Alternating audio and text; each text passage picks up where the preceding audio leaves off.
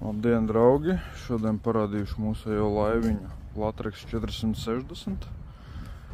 Kā jau pēc modeļa nosaukuma var saprast, viņas garums ir 4,6 metri, 1,6 metri platums.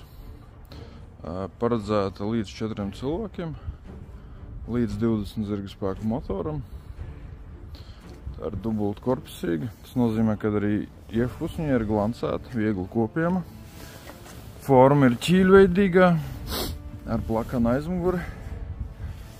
Šeit priekšpusē mums ir kaste. Klients ir pasūtījis speciālu izvadu, lai viņš varētu aizvilkt vadus priekš trollinga motoru. Kā jau uz visām mūsu laivām ir lineāls, kur nomērīt zīves. Pa vidu ir soliņš izņemams ar kaste zem viņas. Rokturīši ir. Kā vienmēr dūļi ar fiksātoru, lai viņi nekrist ārā no ligzdām. Te ir drenāža, lai no klāja visu ūdens varētu tecēt ārā. Arī aizmugurē ir kaste.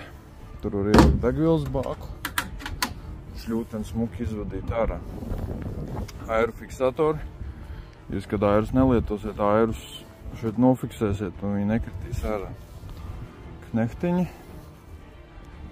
Te ir smuka trubiņa, lai no šejienes ūdens tecētu ārā. Korķis, lai novadītu kondensātu no starpkorpusa telpas. Kaut kā tā. Bordgumija par riņķi. Tad kaut kādas auklas gar malu neķertos. Uz doto brīdi šāda laiva maksā 2000 eiro. Protams, ik pa laikam cenas mainās. Kā jau visam uz augšu pārsvarā, bet neko darīt. Laivu nevar gluži 5 minūtēm uztaisīt, tāpēc cena ir adekvāta priekš tādas laivas. Kaut kā tā.